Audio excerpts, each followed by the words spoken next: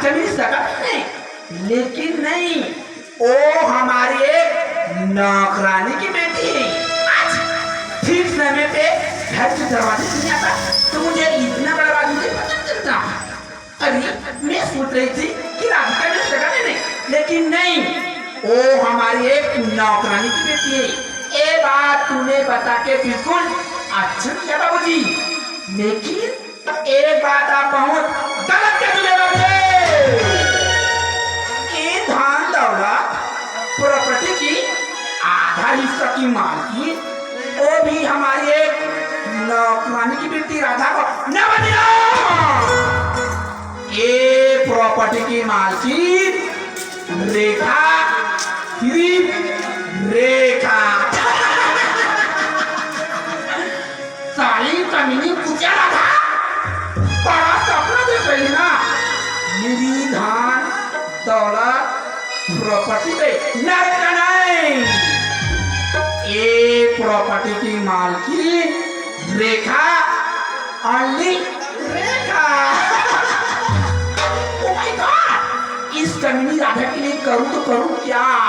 मेरे तो दिमाग ही काम नहीं आ रही, क्या करूं क्या करूं क्या करूं। गोलिया जो उसका पति किसान है ना, उसे अपनी मुट्ठी में कर लेती हूँ, उसके बाद राधा को भी हमेशा हमेशा ये समान मुझे चलना चाहिए और किसान जी से मिलना चाहिए।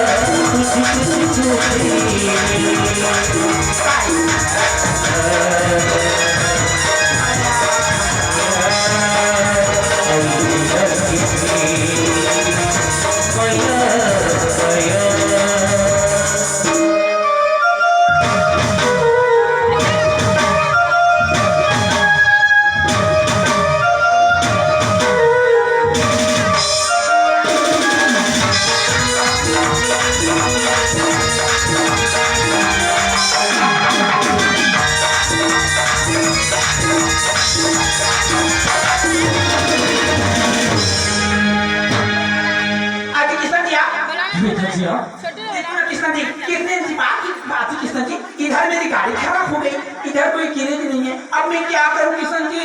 मुझे अभी जाना बहुत जरूरी है। देखो ना कितनी संजोग की बात है, अचानक आज तुम्हारी गाड़ी खराब हो गई और मेरा ससुर जी का तबीयत खराब हो गया है। वो मुझे पता है किशन जी कि बाबूजी का तबीयत खराब है, लेकिन देखो किशन जी, मैंने सारे दोस्त को कॉल किया लेकिन सब काम में बिजी है। अब मैं क्या करूं? मुझे अभी जाना बहुत जरूरी है। रेखा जी, ऑफिस तो मैं भी जा रहा हूँ, मैं आपको लिख ले लेता हूँ। क्या मुझे लिख दोगे? जी हाँ किशन जी, एक काम करिए, आप मुझे लिख दो, मैं ऑफिस का वक्त आपको बता दूंगी। ठीक है, फिर चलते हैं। चलो।